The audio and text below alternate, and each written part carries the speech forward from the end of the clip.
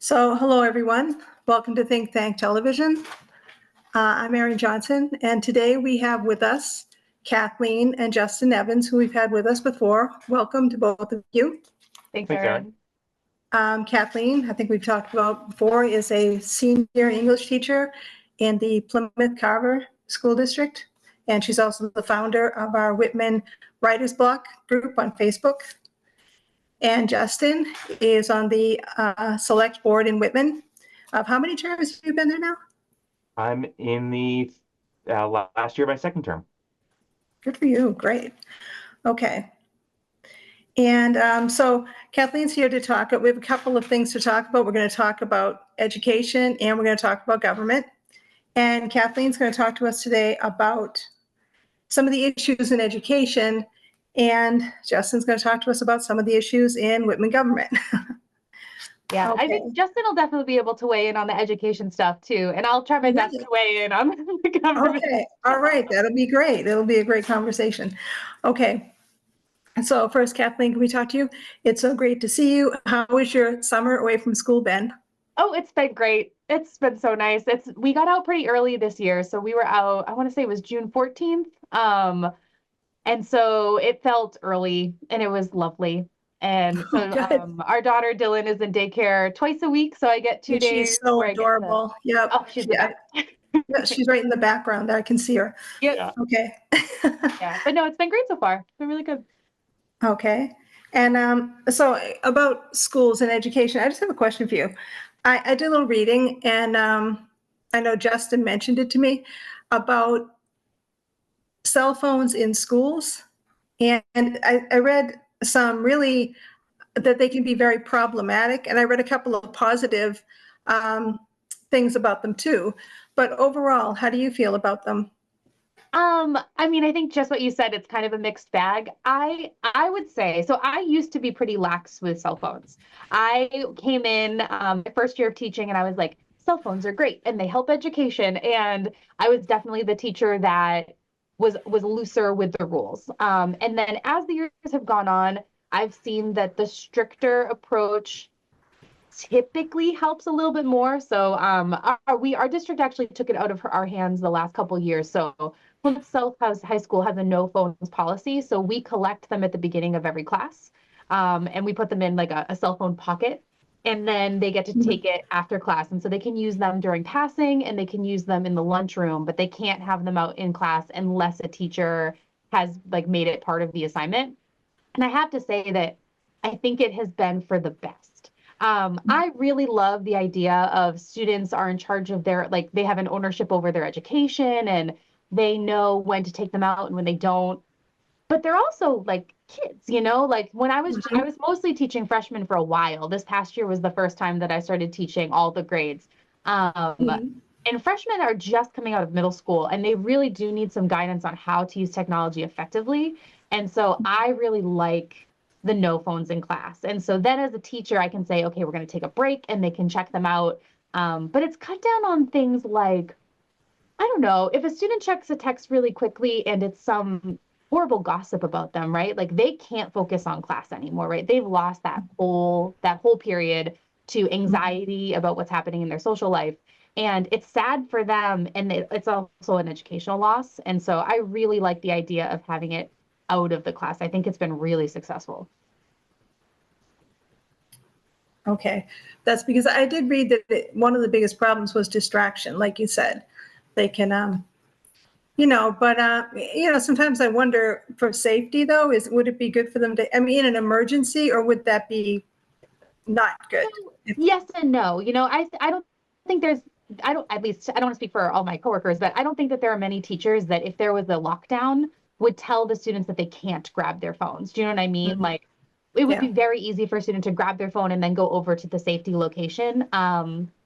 It does. I mean, it's a really good question to bring up, you know, if in a real situation, we practice this thing called Alice, which I think Whitman Hanson does as well, which is they do.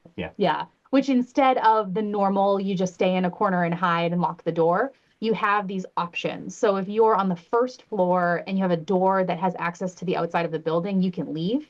I guess in a situation like that, where if you're not staying in the class, it's definitely an argument that you wouldn't want to take the time to cross the room, grab your phone, and then leave. You know, you'd want to have access to it.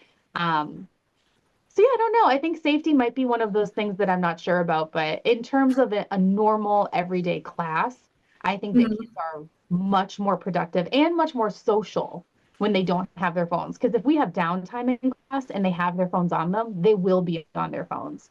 But if they don't have them, they're going to talk to the people around them, and you just get a lot more community building. So, but the safety issue is a great thing to bring up. I'm not sure about that one. What do you think? Okay.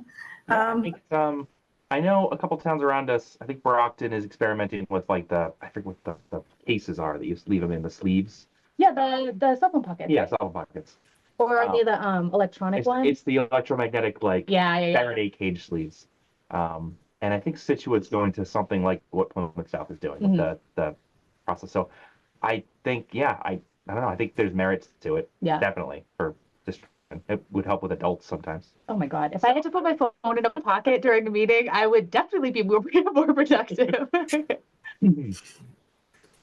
Sometimes I contact you guys at work. I don't mean to do that, but I forget sometimes. So, all right. Is there anything either one of you want to say about anything else you want to say about cell phones? I think we've mostly covered it. I mean, there are merits to it in the class for educational purposes. There's a lot of really cool applications out there that students can use their phones to vote in like a class poll or to post content on like a digital class discussion, which is always really fun. Yeah. And when you collect their phones and then they get them back for that purpose, it's kind of like, it's like a gift, so they get kind of excited to be doing something with their phones, even if it is content-based, which is great. But it's also not anything that they can't do without their Chromebooks. You know what I mean? So there aren't a lot of uses for a phone anymore because you can do everything with the one-to-one devices that we have. But I will say, so there's like games like Kahoot and Book It, which are educational, and it works a lot faster on your phones. And so sometimes they ask me to use them because the Chromebooks will like buffer, where the phone will go right through. So, but yeah, no, I think that's basically it. Okay, that's great. So here's another issue. I know you brought it up, and it really is a good issue to talk about because it's about the book banning that's going on. And it's been pretty intense in the past few years, pretty frequent. And I know other places have addressed it, like the American Library Association website mentions Book Banning Week, which is coming up in September, from September 22nd to the 28th. And so they are making real efforts to help people understand the issues around book banning. And even in Whitman, we have a banned book club at the library. And how did they say it? It's for literary rebels, for people who want to read banned books, even though they're banned. So I don't know. I was wondering, how does it affect education at all? Like on a daily basis.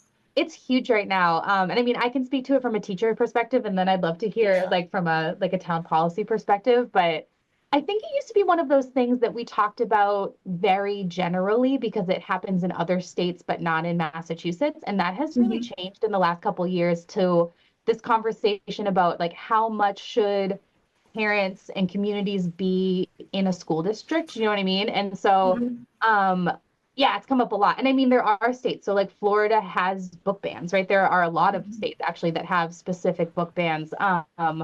And I don't know. I mean, I personally am super against it, Right. because who is making the decisions about what is banned? And obviously, I think there's a lot of common sense reasons for why there are some books that shouldn't be, right? But when it's excluding specific types of people just for being who they are, it becomes a really slippery slope where kids are losing out on content that exposes them to differences and exposes them to like really necessary ideas that kind of challenge what they've been thinking. And I really love that. I mean, just Plymouth in general is really good about keeping books in the district that they feel are important. And I know a lot of other South Shore towns are kind of like that too. Whitman is really good about it.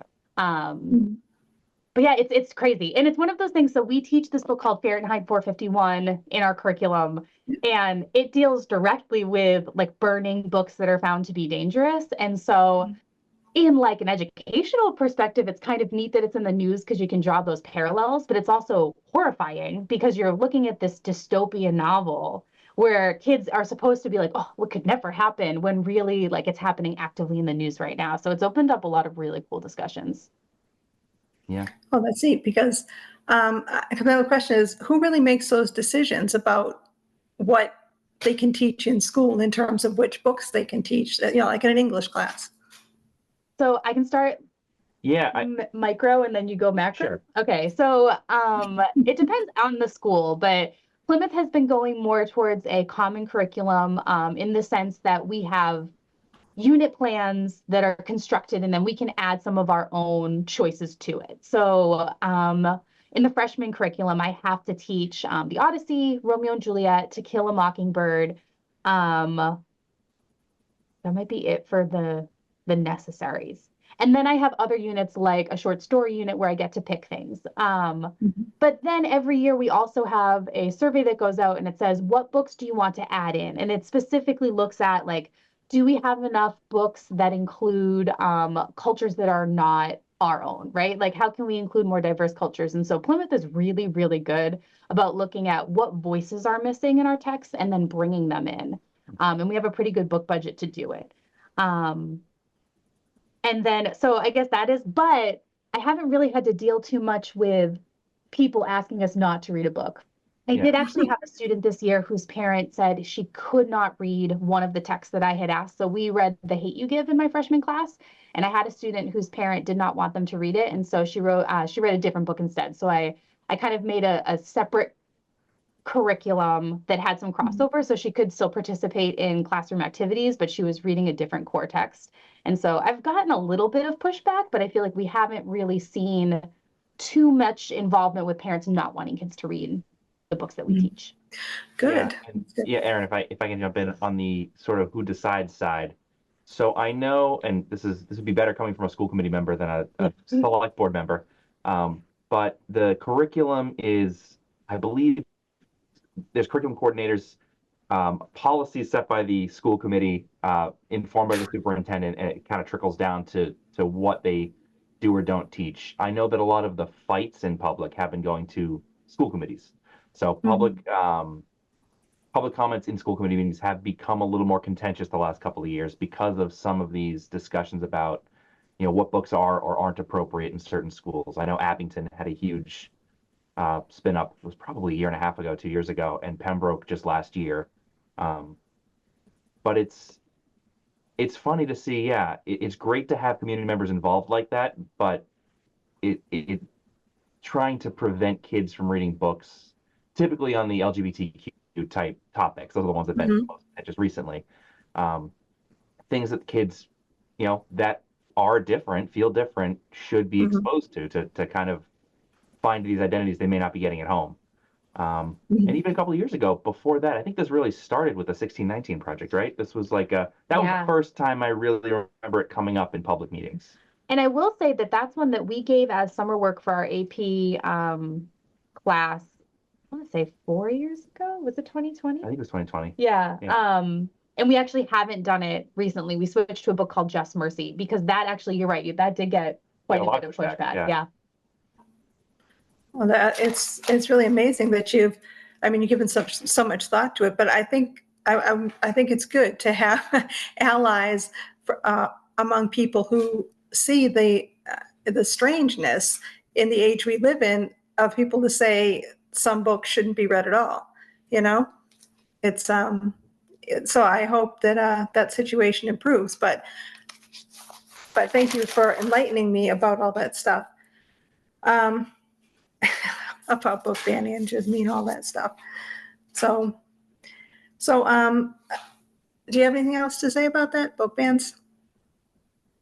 Okay. I don't think so. Yeah. I mean, I do really love that, like, parents and communities care, like, I think that, like, I don't want to minimize the fact that it is really great to have parents that reach out and like ask, why are we reading this book? You know what I mean? Like, I think that's a great question to ask. It means they're involved. But kind of like Justin said, it's also nice to be able to say, because it's good to read about differences. Do you know what I mean? Yeah. And so it's a good Mhm. conversation to Yeah. have, but I really like that my district and Whitman Hanson and a lot of the surrounding districts have that answer that's like, because this is important. Like we're reading it because it's important. Mhm. Okay, that's good.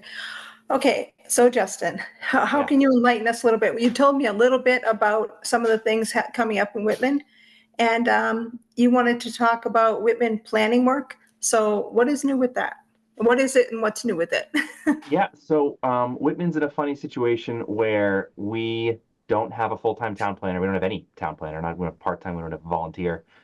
We have a planning board Mhm. that, a board of elected volunteers that does the work of planning the town for the long term. That includes things like a housing production plan, an open space plan. A lot of that by default runs through the select board's office. And really our assistant town administrator does the heavy lifting there. But it's looking at mandates coming down from the state, like the MBTA Communities Act, has put Whitman at a disadvantage by not having these resources to plan where we're going to put this stuff. So we've been working with consultants, and luckily for mandates, the state usually makes it pretty easy to get grant money, find consultants, and set that stuff up. But I think long term, if the town, we're working on a couple of projects concurrently. We're working on, the state's requiring a zone of multifamily housing somewhere near the train station. Where do we put it? But also the DPW is exploring reconfiguring South Ave, particularly around the commuter rail. While we have Camp Alice Carlton on the Rockland line, technically in Rockland, but land owned by Whitman, that would feed well into an open space plan. And then Hornstra Farms buys Peaceful Meadow. So a lot of this stuff going on without a central place to coordinate it has been really challenging for the town of Whitman. Yeah, so is that committee new in lieu of a town administrator, or was that always there? No, the planning board's always been there. The planning board's always been there. We Okay. formed an open space committee. Well, actually, not even an open space committee. We formed a Camp Alice Carlton committee when was it a private soccer organization expressed interest in purchasing the land from us, and we wanted someone to ask, "Is this a good idea?" And I think that is going to. It hasn't been resolved yet, so I don't know if it's a good idea. But we're thinking that committee, when they wrap up, is going to roll into an open space committee to start sort of the planning process on that side. With, apart from the town park and Bear Meadow, what else do we have? What do we want to preserve? We've got a lot of wetlands. How do you kind of work around that? Yeah, I mean, so what do you have to address when the state says you have to do certain things about the MBTA station? So that has been a very contentious topic around the state. The short answer is that they said to every town that either has an MBTA station or is next to a town with an MBTA station, with a couple of exceptions, you need to have multifamily housing by right, which means that in a certain amount of acres based on how big your town is, and a certain number of units, so the density has to be not nothing. Right. Yeah. So for Whitman, it was you need to be able to have basically four plexes in the vicinity of the commuter rail. And so to meet that, we sought a consultant. We looked where's the best place to put it, and we've got former shoe factories, a former tack factory in the vicinity of the train station, stuff that we're not really producing anymore. That would be rehabbed quite well, and best case scenario looks something like the Bostonian Shoe Lop. So it would be housing in place of old factories, historic buildings you can preserve, and already walking distance to the commuter rail. So that's kind of that's what we ended up proposing with the planning board, ended up proposing to town meeting, and what passed fairly overwhelmingly. Oh, good. Look around the South Shore, Whitman, Abington, and Rockland are similar stories. The old Abington, the old industrial towns, all passed in generally industrial areas that have been actually mostly shoe factories. That was its area. Redid it, but Hanson, Norwell, Marshfield, some of the more rural towns right next door, all rejected it outright. Hanover kicked it to the fall.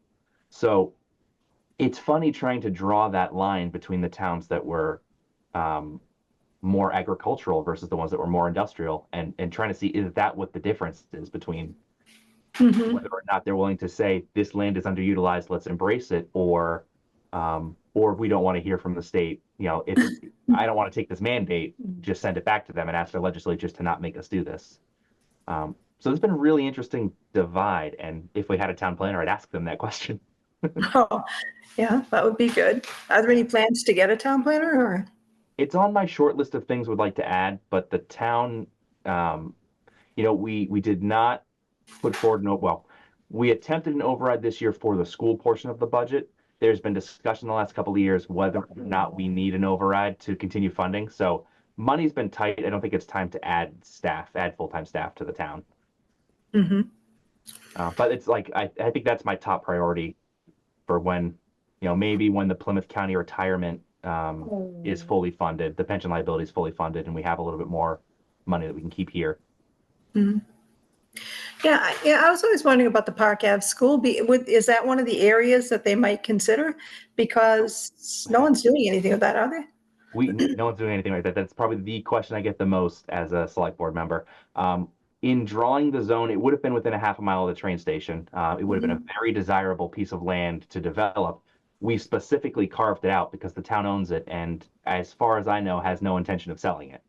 So if we're not going to develop housing there, the state would probably not accept us saying this is part of our however many acres we needed, 30 something. Mm-hmm. So I forgot to ask you, Justin, how's your summer going? Oh, it's going well. So I work full time for the state, so I'm not really taking a break right now. Although going on vacation soon, so ready for some. What about the select board? Did they take a break in the summer? We have fewer meetings over the summer, so the ramp up to town meeting is really a rush. And this year, where the school budget wasn't finalized until afterwards, it felt like that just kind of continued into June. But yeah, we planned only one meeting in July. I think we're going to have a Zoom meeting to deal with some end of year finance transfers. But we usually tend to dial it back a little bit. Most of the town hall staff takes their vacations this time of year too, because it's the quiet period for us. Okay, I really like this format we have now with the three of us. What do you think? Yeah, this is fun. This is great. You guys are a great couple to talk to. You're so happy. Okay, is there anything else you'd like to talk about? You mentioned the Park Ave, so I can go into that a little bit. Justin really likes talking about Park Ave School. Okay. The trees on that property are over 100 years old. I actually have to ask our Highway and Parks Director exactly how old they are, because it's fascinating. But I think that would be a really good piece of land for a park. We've got some CPA funds that we could actually use to develop it into, and whether you're looking at just a regular, knock the building down, turn it into grass or baseball fields or something, but I think more open space in that area would be really nice. The challenge we have is that we purchased the land. We did actually purchase it, but a little below market value. So there was a deed restriction put in. So it had to be used for, and I don't have the exact phrase right, but for a school. And so we built the Park Ave school on that property. Now that the school district no longer needs it, they turned it back over to the town. But we, according to our lawyers, we can't use that property for anything other than a school without some sort of relief from land court. So we're working with our town council to see what may or may not be allowable through that process. And you don't want to get a solid, no, this can only be a school. So we're trying to be very careful about it so that we don't end up either turning that back into the heirs of whoever we bought the land from 150 years ago, or we want to be able to use it for some other purpose. So I think that'll be the subject of a future select board meeting, hopefully one this summer. But because it's been a top priority for everyone in town for a long time. Yeah, I can see why too. It's been there a long time. All right. So it's been great talking to you guys. I think these are really good topics to talk about.